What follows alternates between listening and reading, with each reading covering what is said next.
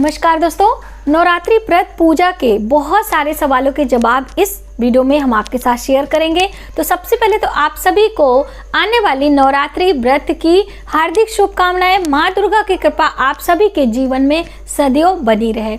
जैसे कि माँ दुर्गा के 9 अलग अलग स्वरूपों की पूजा हम इन नवरात्रों में करते हैं और माँ अम्बे मनुष्यों की भी रक्षा करती हैं, उनकी मनोकामनाएं पूर्ण करती हैं और देवताओं को भी उन्होंने अनेक संकटों से बचाया है और राक्षसों का संहार किया है। तो माँ दुर्गा का जो ये नवरात्रि का दिन है वो अपने आप में बहुत ही महत्वपूर्ण माना जाता है। हिंदू सनातन धर्म के अनुसार नवरात्रि के इन 9 दिनों में जो भी जातक पूर्ण श्रद्धा भाव से माँ दुर्गा के अलग अलग स्वरूपों की पूजा करता है, उनके मंत्रों का जप करता है, माँ अम्बे उसकी सभी मनोकामनाएं पूर्ण करती हैं। जो भी इस सांसारिक जीवन में उसकी समस्याएं होती हैं उनका समाधान करती हैं। तो आप भी यदि व्रत पूजा कर रहे हैं तो इन छोटी छोटी बातों का ध्यान रखते हुए आपको भी अपनी मनोकामनाएं पूर्ण करनी चाहिए। जैसे कि आप में से बहुत सारे लोगों के प्रश्न आए हैं कि कलश स्थापना करना ज़रूरी है क्या? कलश स्थापना के बगैर हम पूजा नहीं कर सकते हैं। अखंड दीप लगाने की बात कही है, तो अब देखिए जब आप कलश स्थापना करेंगे, अखंड दीप लगाएंगे तो पूरे 9 दिनों तक आपको अपने घर में रहना होगा। कलश स्थापना और अखंड दीप के नियमों के अंतर्गत आता है। अब आपको इन केस कहीं बाहर जाना है, किसी इंटरव्यू के लिए, कोई आपका तबादला होने वाला है, तो ऐसे में आप बिना कलश स्थापना किए, बिना अखंड दीप लगाए भी पूजा कर सकते हैं। पूजा कैसे करना है वो आगे हम आपको बताएंगे, लेकिन उससे पहले आप सभी के बहुत सारे सवाल आए हैं, जैसे कि क्या हम हवन अलग अलग मंत्रों से करें कि एक ही मंत्र जप के लिए और हवन के लिए होते हैं। तो देखिए, मंत्र जप करते समय हमें किन बातों का ध्यान रखना है और हवन करते समय किन बातों का ध्यान रखना है। जब हम मंत्रों की बात करते हैं तो पहले माला की बात आती है। तो माला में क्या है, रुद्राक्ष की माला या फिर हमें लाल चंदन की माला इस्तेमाल करनी होती है माँ दुर्गा के पूजा के लिए। अब मंत्रों में नवाण मंत्र का जप कर सकते हैं या फिर दुर्गा सप्तशती से जो अर्गला स्त्रोत है उसमें से कोई भी एक श्लोक लेकर आप उसे मंत्र के रूप में भी जप सकते हैं। या फिर माँ दुर्गा का बहुत ही सूक्ष्म मंत्र है ओम क्लीं दुम दुर्गाय नमः, ये मंत्र है, आप इससे जप कर सकते हैं। लेकिन मंत्र जब हम करेंगे तो नमः शब्द का उच्चारण करते हैं और वहीं पर जब हम हवन करते हैं तो स्वाहा शब्द का उच्चारण करते हैं लास्ट में। जैसे कि आपने सोचा कि हम माँ दुर्गा के प्रथम स्वरूप ओम शैलपुत्री नमः, इस तरह से आपने 108 बारी जप कर लिया तो ये मंत्र हो गया। अब ओम शैलपुत्री स्वाहा, जब आपने स्वाहा लगा दिया तो ये आहुति देने के लिए हो गया। अब स्वाहा और स्वधा 2 अग्निदेव की पत्नियां हैं और जब हम हवन करते हैं तो अग्नि के माध्यम से ही हवन करते हैं ना, और अग्नि की उत्पत्ति कैसे हुई है? देवताओं के मुख से। और जब हम कोई भी चीज़ अग्नि में आहुति के रूप में देते हैं तो वो सीधे देवताओं तक पहुंचती है। इसीलिए आपने देखा होगा कि जब हम गाय की पहली रोटी नहीं निकाल पाते हैं तो हमारे ऋषि मुनियों ने सलाह दी है कि छोटा सा एक गोली बनाकर आप तवे पर डालें और उसे पकने के बाद अग्नि में आप दे दें, जिससे कि वो सीधे हमारे देवताओं तक पहुंचती है। तो ये बहुत सारे विधि विधान है दोस्तों, हमें सिर्फ थोड़ा सा ध्यान लगाने की आवश्यकता होती है। अब आपने समझा कि देवताओं के मुख से अग्नि की उत्पत्ति हुई है और अग्नि के माध्यम से हम हवन आदि करते हैं, देवताओं तक सीधे पहुंचता है। और स्वाहा शब्द का उच्चारण, जो कि स्वाहा और स्वधा अग्नि की 2 पत्नियां हैं, जब हम स्वाहा कहते हैं तो वो आहुति हमारे देवताओं तक पहुंचती है। वहीं पर जब हम स्वधा शब्द का उच्चारण करते हैं वो आहुति हमारे पितरों तक पहुंचती है। पितरों की जब पूजा करते हैं, श्राद्ध तर्पण करते हैं, तो आपने देखा पुरोहित लोग स्वधा शब्द का उच्चारण करवाते हैं। तो ये थोड़ा सा मैंने सोचा मैं आपको पहले ही क्लियर कर दूं। अब सप्तशती की बात करी है कि दुर्गा सप्तशती का पाठ हमें कैसे करना चाहिए। तो वैसे तो आपको हमारे चैनल पर सभी जानकारी, पूजा कैसे करना है, हवन कैसे करना है, हवन कैसे बनाना है, दुर्गा सप्तशती पाठ करने के क्या नियम हैं। देखिए, हर चीज़ के अपने एक नियम होते हैं। जैसे कि कलश स्थापना जब हम करते हैं तो कलश में 7 नदियों के जल और 5 पल्लव लगाने की बात कही गई है, श्रीफल लगाने की बात कही गई है। तो अब देखिए इसका विज्ञान क्या है। 7 नदियाँ, नदियों में जल, अब जल की शुद्धता, साथ ही जल हमारे सकारात्मक और नकारात्मक ऊर्जा को सूखने के एक बहुत अच्छा माध्यम माना जाता है।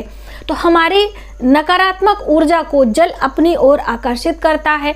वहीं पर जो श्रीफल होता है वो भी हमारी निगेटिविटी को दूर करता है, और जो दीप होता है वो हमारे वातावरण में कीटाणु विषाणु को मारने का कार्य करता है, साथ ही हमारे पूजा का साक्षी भी होता है। तो अब आप अखंड दीप अगर लगाते हैं तो बहुत अच्छी बात है, वरना आप पूजा करते समय दीप प्रज्वलित करें। उसके बाद जब तक आपकी पूजा होती है दीप प्रज्वलित रहेगा, जितनी देर उसमें घी रहेगा उतनी देर होने के बाद वो शांत हो जाएगा। तो इस तरह भी करके आप कर सकते हैं। श्रीफल आप एक पात्र में जल भरकर कलश लगा लें, उसके ऊपर करके रख दें, या फिर एक लाल कपड़े में करके स्वस्तिक बनाकर माँ दुर्गा के सामने भी रखकर अपने जो पूजा मंदिर है वहाँ भी आप पूजा करके कर सकते हैं। ऐसा नहीं है कि आपको अलग से पाटा चौकी लगाने के बाद ही इजाज़त है, उसके बगैर आप पूजा नहीं कर सकते हैं। जैसे कि आप स्कूल कॉलेज में जब भी पढ़ते हैं, मैं आपकी भाषा में समझाने का प्रयास करती हूँ, तो आपके सिलेबस में जितने भी क्वेश्चन होते हैं यदि आप उसे अच्छे तरीके से लर्न करते हैं तो जब आपका एग्ज़ाम होता है तो आप 100 आउट ऑफ 100 मार्क्स लेकर आते हैं। यदि आपकी प्रिपरेशन पूरी नहीं है तो आप 50% लेकर आते हैं, 60 लेकर आते हैं। कहने का अर्थ है कि जितना अधिक से अधिक आप करेंगे उतनी ही जल्दी और उतने ही सही तरीके से आप माँ दुर्गा को प्रसन्न कर पाएंगे। बस इतनी छोटी सी बात है। अब हम व्रत की बात कर लें। बहुत सारे लोगों का शरीर स्वस्थ नहीं है और वो व्रत नहीं कर सकते हैं। अब आप ज़बरदस्ती व्रत करेंगे, आपका शरीर अस्वस्थ होगा और बीच में ही आपको व्रत छोड़ना भी पड़ सकता है। तो आप अपने स्वास्थ्य का ध्यान रखते हुए ही 9 दिन का व्रत करने का चयन करें, वरना आप 9 दिन का व्रत ना करें। उसी तरह से जो हमारी गर्भवती बहनें हैं वो भी 9 दिन का व्रत करने का प्रयास ना करें। आप 9 दिन ज़्यादा से ज़्यादा मंत्रों का जप कर लें, ज़्यादा से ज़्यादा पाठ कर लें। ऐसा भी करके आप माँ दुर्गा को प्रसन्न कर सकते हैं। प्रसन्न करने में अब पूजा की कैसे करना है वो भी हम आते हैं। फिर भी आपके ये सारे आपके सवाल आए हैं, इसीलिए मैं आपको एक एक चीज़ें क्लियर करना चाहती हूँ। अब व्रत का क्या अर्थ है पहले आप समझें। व्रत का अर्थ होता है त्याग। अब देखिए, व्रत हम जब करते हैं तो अन्न का त्याग करते हैं ना, और अन्न हमारे शरीर के भरण पोषण के लिए, जैसे इस सांसारिक जीवन में जो हमारा ये मनुष्य का शरीर है, इसमें मनुष्य क्या हम बात करें, किसी भी जीव की हम बात करें, जब तक हम कुछ ग्रहण नहीं करते, आहार नहीं लेते हैं, हमारा जीवन ज़्यादा लंबे समय तक नहीं चल पाता है। हम इसीलिए अन्न के त्याग की बात है, अन्न के दान की बात है, और अन्न को ग्रहण करने की बात कही गई है, और अन्न के दान की भी बात कही गई है। तो अन्न का सबसे ज़्यादा योगदान हमारे जीवन में होता है। तो अब व्रत में अन्न का त्याग, जिससे कि हमारे जीवन में जो शुभता है वो अधिक प्राप्त हो सके, हमें सिर्फ जल और फल पे व्रत उपास हम करते हैं। और इंद्रियों के सुखों का त्याग भी किया जाता है। जो हमारी ये इंद्रियां हैं वो बहुत चंचल होती हैं, हमेशा सुख ही चाहती हैं, कोई भी ऐसे अभाव में नहीं रहना चाहती हैं, लेकिन हम उसे कंट्रोल करेंगे, अपने मन पे कंट्रोल करेंगे। अपने इंद्रियों के सुखों में त्याग करते हुए, अन्न का त्याग करते हुए हम व्रत करते हैं। तो अब आप अन्न का त्याग ना करके अन्य चीज़ों का भी त्याग कर सकते हैं। अपने अन्न इंद्रियों के सुखों का, यानी कि स्वादिष्ट व्यंजनों का आप त्याग कर दीजिए। आप शयन करिए, आसन जमीन पर शयन करें, अपने बिस्तर का त्याग कर सकते हैं। आप जो क्षौर क्रिया, जैसे कि बहुत सारे लोग कहते हैं बाल कट नहीं करना है, महिलाएं थ्रेडिंग वगैरह जो अभी बनाती वो नहीं करना, इन सभी चीज़ों का त्याग करते हैं हम। बहुत सारे लोग 9 दिन तक तेल साबुन आदि कुछ भी नहीं करते हैं, सिर्फ स्नान जल से करके और पूजा अर्चना करते हैं। तो इस तरह से अलग अलग तरीके से त्याग की भी बात कही गई है, और ये व्रत के ही अंतर्गत आता है। हम चोरी चुगली का त्याग करते हैं, झूठ बोलने का। देखिए, अब दीपक कैसे जलाना है, भोग क्या लगाना है, ये सभी हम प्रक्रिया करते हैं, लेकिन चोरी करना नहीं छोड़ते हैं, झूठ बोलना नहीं छोड़ते हैं, किसी को परेशान करना नहीं छोड़ते हैं। तो व्रत का फल थोड़े मिलेगा आपको। ये सारी चीज़ें ही व्रत के अंतर्गत आती हैं, तो ये आपको ध्यान रखना है। ठीक है, तो अब आपने जाना कि बिना व्रत किए भी आप व्रत कर सकते हैं इन सभी चीज़ों का त्याग करके। हवन के बारे में आपको बातें क्लियर हो गई, मंत्रों के बारे में भी आपने समझ लिया है। अब भोग प्रसाद के बात आती है कि हम भोग कैसे लगाएं। तो देखिए, माँ दुर्गा के 9 अलग अलग स्वरूपों में आप अलग अलग प्रिय भोग हैं, आप उन्हें अर्पित कर सकते हैं, वरना आप साधारण ढंग से अपने घर में जो ऋतुफल है उसका भोग लगा सकते हैं, या फिर मिश्री का भोग लगा सकते हैं, या फिर पंचमेवे को कट करके आप एक कंटेनर में रख के सुबह शाम आप लगा सकते हैं। ऐसा करके भी आप माँ दुर्गा की पूजा कर सकते हैं। पुष्पों की हम बात करें तो पुष्प आप उनके प्रिय ले लें, या फिर आप जो भी गुलाब के पुष्प, गुड़हल के पुष्प, कमल के पुष्प जो भी आपको मिल जाते हैं, आप आसानी से माँ का श्रृंगार करते हुए, सुगंधित वातावरण करते हुए इत्र का भी इस्तेमाल करके आप पूजा कर सकते हैं। अक्षत की हम बात करें तो चावल का अक्षत साधारण होता है वो आप ले लीजिए, वरना आप मूंग का अक्षत इस्तेमाल करें और बाद में उसे अपने रसोई घर में रखना ना भूलें। बहुत सारे लोग पूछते हैं ना कि बाद में हम क्या करेंगे, श्रृंगार की वस्तुएं हैं। अब श्रृंगार में आप पूरा 16 श्रृंगार चढ़ा सकते हैं, या सिर्फ आप चूड़ी, बिंदी, हल्दी, मेहंदी, कुमकुम आदि भी चढ़ा सकते हैं। वो भी बाद में कुछ चीज़ें आप प्रसाद के रूप में ले लीजिए, कुछ अपने बड़े बुजुर्गों को देकर आप इस तरह से भी कर सकते हैं। तो ये सारे स्टेप बाय स्टेप चीज़ें हैं जो कि हम इन नवरात्रों के दिनों में माता दुर्गा को अर्पित करते हैं और उन्हें प्रसन्न करने का भरसक प्रयास करते हैं। ठीक है, पूजा कैसे करनी है, चलते चलते हम आपको वो भी जानकारी देते हैं। तो देखिए, पूजा में आप चाहे तो अलग से चौकी लगाकर कलश स्थापना, दीप, अखंड दीप लगा लें, या फिर जो पूजा के समय दीप जला रहे हैं वो कर लें और उस तरह से करें। और चाहे आप अपने पूजा मंदिर में भी पूजा कर सकते हैं, ऐसा नहीं है कि अलग से आपने पाटा नहीं लगाया तो आप पूजा नहीं कर सकते हैं। पूजा मंदिर में आप माँ दुर्गा के सामने एक लाल कपड़े में श्रीफल लगाकर रख दें और उस पर हल्दी कुमकुम का तिलक कर दें, क्योंकि वो माँ लक्ष्मी का स्वरूप भी माना जाता है श्रीफल, तो इसलिए श्रीफल तो रखना आप ना भूलें। और उसके बाद सबसे पहले दीप प्रज्वलित कर लें। उसके बाद माँ दुर्गा के 9 अलग अलग स्वरूपों को हम प्रणाम करेंगे, जयकारा लगाएंगे। उसके बाद माता को स्नान करने का भाव करेंगे। अब देखिए, आपकी सोने चांदी की यदि धातु की मूर्तियां हैं तो आप उन्हें गंगा जल से, कच्चे दूध से स्नान करा लीजिए। अगर आपकी कागज की प्रतिमाएं हैं तो सिर्फ ऐसे आपको कपड़े से पोंछने का भाव करना चाहिए, वही स्नान हो जाता है। जल घुमा दीजिए, घंटी की ध्वनि कर दीजिए जिससे नकारात्मक ऊर्जा वहाँ की समाप्त हो जाए। और समय का ध्यान रखिए। देखिए, जो हमारे वातावरण की ऊर्जाएं हैं, जो हमारी तरंगे हैं और जो हमारे शरीर की ऊर्जाएं और तरंगे हैं, इन दोनों का मिश्रण होना बहुत ज़रूरी है।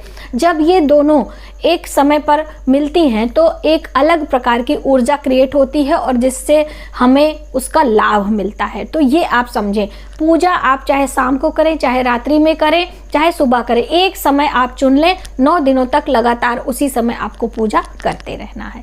ठीक है, अब पूजा में आपने स्नान करा लिया, माँ को हल्दी कुमकुम का तिलक कर दें, अष्टगंध का तिलक कर दें, अक्षत चढ़ा दें, पुष्प से श्रृंगार कर दें और धूप दीप दिखाकर भोग लगा दें। अब उसके बाद जो भी आपको पाठ करना है, दुर्गा सप्तशती का पाठ कर सकते हैं, या फिर आप दुर्गा सप्तशती से लिया गया अर्गला स्त्रोत है वो भी आप पाठ कर सकते हैं। कुछ भी नहीं करने का समय है, सिद्ध कुंजिका स्त्रोत का पाठ कर सकते हैं। भगवान शिव ने माता पार्वती से स्वयं कहा है कि जो ये सारे क्रिया नहीं कर सकता, सिर्फ सिद्ध कुंजिका स्त्रोत पाठ करके भी हम पूजा का लाभ ले सकते हैं, तो वो आप कर सकते हैं। फिर आरती करना ना भूलें। आरती करने के नियम में मैंने आपको बताया है, हमारे ऋषि मुनियों ने हमें बताया है कि आरती क्यों की जाती है।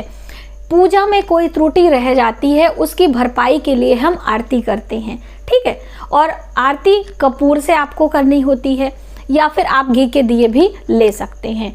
उसके बाद हमें क्षमा प्रार्थना भी करना होता है, क्योंकि देखिए, हम मनुष्य हैं, कितना भी करते, कभी भाव में, कभी खुशी में, कभी व्याकुलता में हमसे कुछ कम या अधिक ज़रूर हो जाता है। हम परफेक्ट तरीके से माता को प्रसन्न नहीं कर पाते हैं, इसके लिए हमें क्षमा प्रार्थना करनी चाहिए। तो माता से क्षमा आपको मांगनी चाहिए कि जो कुछ भी हमने कम या अधिक किया है उसे आप स्वीकार करें और अपना बालक समझकर हमें माफ़ करें। और हमारी मनोकामनाएं पूर्ण करें। कामनाएं आपको अपनी बोलनी है। आप बच्चों के उज्जवल भविष्य के लिए व्रत कर रहे हैं, पूजा कर रहे हैं, पाठ कर रहे हैं, या फिर आप अपने दुखों को समाप्त करने के लिए, या फिर आप धन वैभव के लिए, या फिर आप वैवाहिक जीवन की समस्याओं से जूझ रहे हैं, किसी भी मनोकामना पूर्ति के लिए आप माँ दुर्गा के सामने ये सारी चीज़ें कह सकते हैं और अपनी कामनाएं बोल सकते हैं। इस तरह से करते हुए आप आसन पर जल थोड़ा सा गिराकर पृथ्वी पर और जल आसन को उठाएं। उसके भी उठाने का क्या रीज़न है वो भी आप समझ लीजिए। इंद्र देवता, जो कोई भी इस धरती पर पूजा पाठ करता है, इंद्र को लगता है कि हमारा जो ये साम्राज्य है वो छिनने वाला है और वो भयभीत हो जाते हैं, तो उसके पूजा का फल उन्हें नहीं मिलने देते हैं, इंद्र ले लेते हैं। इसीलिए जब हम आसन को उठाते हैं तो धरती पर 3 बार जल गिराकर ओम इंद्राय नमः, ओम इंद्राय नमः का ध्यान करते हुए इंद्र देवता को भी प्रसन्न करने का प्रयास करते हैं, जिससे वो पूजा का पूरा फल आपको मिलने लगता है। तो इस तरह से आप प्रतिदिन पूजा करें और माँ अम्बे को प्रसन्न करें। और आप सभी के सवालों के जवाब देने की मैंने प्रयास करी है और आप सभी को माँ दुर्गा को प्रसन्न करने का एक सरल तरीका भी मैंने आपको बताया है। तो यदि हमारी वीडियो आपको थोड़ी सी भी हेल्पफुल लगे तो प्लीज़ वीडियो को लाइक करें, शेयर करें, सब्सक्राइब जरूर करें आने वाली न्यू वीडियोस के लिए। और नवरात्रि व्रत पूजा से संबंधित कोई भी आपको वीडियो चाहिए, मनीषा त्रिपाठी करके आप सर्च करेंगे, आपको हमारे चैनल पर मिल जाएगी। मिलते हैं एक नई जानकारी के साथ नई वीडियो में, तब तक आप अपना ख्याल रखें। जय माता दी।